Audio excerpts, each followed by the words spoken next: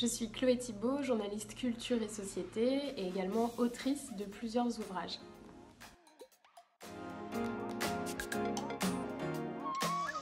Avec et si on parlait vraiment de sexe, je voulais m'adresser en priorité aux 12-20 ans parce que je crois que si on veut que les mentalités évoluent et que les choses changent, c'est vraiment aux jeunes qu'on doit parler, leur donner les bonnes informations pour qu'ils puissent avancer dans la vie de façon plus déconstruite que nous et en ayant accès à des informations saines et de qualité.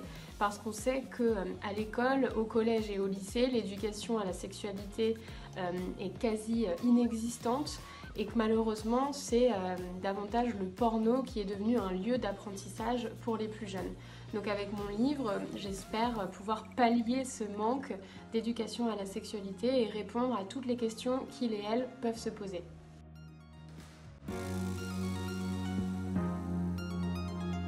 En termes d'éducation à la sexualité, il y a plusieurs choses qui peuvent contribuer à l'éducation. D'abord évidemment l'école qui est le lieu privilégié pour avoir accès à tous ces savoirs, le cercle familial, mais j'ai tendance à ne pas tout rejeter sur les parents et les proches parce que dans certaines familles la question peut être très sensible, voire taboue, donc il faut que les jeunes aient d'autres ressources à leur disposition. Il y a Instagram qui fait un travail merveilleux avec des pages dédiées à ces questions-là, des livres comme les miens, mais je crois que ce qui est vraiment essentiel, c'est la pop culture qui joue un rôle primordial dans nos vies.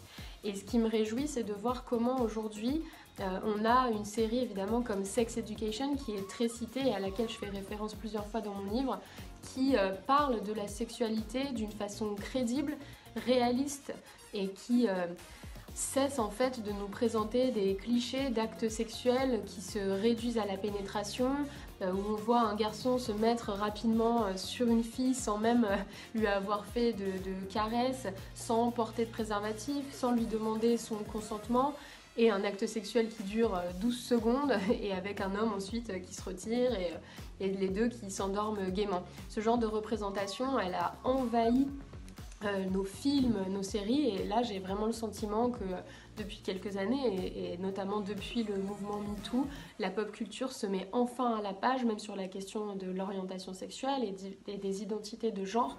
Donc ça c'est hyper positif et c'est aussi quelque chose qu'on peut voir dans la musique puisque de plus en plus d'artistes écrivent des chansons bien plus inclusives qu'avant et beaucoup moins hétéronormées. Ça on peut s'en réjouir. Et d'ailleurs, je sors un troisième livre qui s'appelle Toutes pour la musique et c'est une histoire pop et féministe de la musique, c'est-à-dire que j'aborde la question de la place des femmes au sein de l'industrie musicale et de la façon dont elles ont été confrontées au sexisme depuis la nuit des temps. Et ce qui est intéressant, c'est aussi de remarquer comment les artistes, depuis toujours, depuis le Moyen-Âge, s'emparent de la musique pour transmettre leur message et porter leur lutte et leur combat féministe.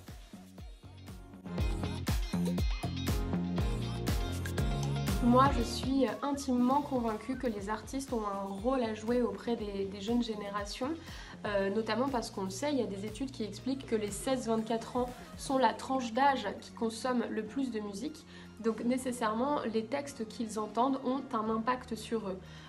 On parle énormément d'Angèle depuis la sortie et le carton de Balance ton quoi, c'est pas pour rien, c'est parce que Angèle a vraiment joué un rôle de mainstreamisation des propos féministes. Quand on la voit dans son clip avec du poil sous les aisselles, ce sont aussi des représentations qui sont hyper importantes pour les nouvelles générations et finalement ça remonte à loin puisque ce que je raconte dans le livre, par exemple au sujet des Spice Girls, la BBC à l'époque surnommait la génération de fans des Spice Girls les Can Do Girls, donc les filles qui peuvent, et il y avait une étude qui était sortie sur le fait que les fans des Spice Girls avaient obtenu des meilleurs résultats à leurs examens de fin d'année que les garçons.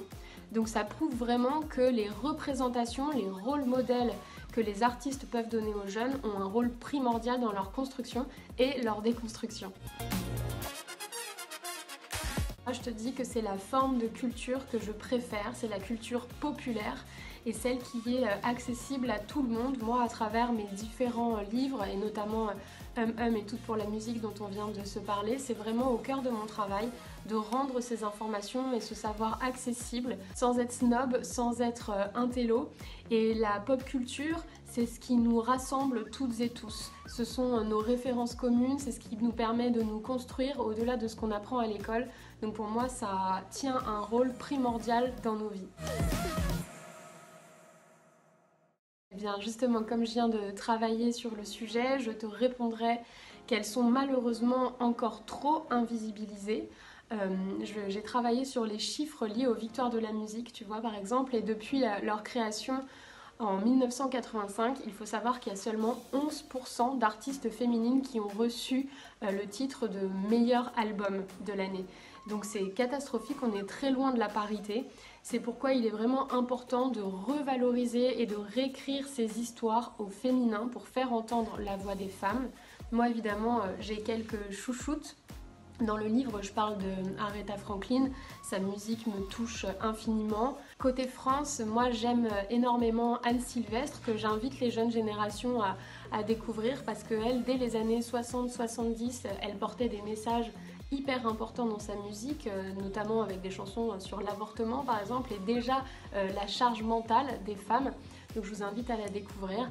Mais je suis une incontournable de Beyoncé, en France aussi de Clara Luciani qui je pense a vraiment marqué un retour à une très belle chanson française depuis plusieurs années. Donc je crois qu'on ne manque pas d'artistes féminines. Je pense qu'il est vraiment important de promouvoir leur travail et de raconter leurs histoires.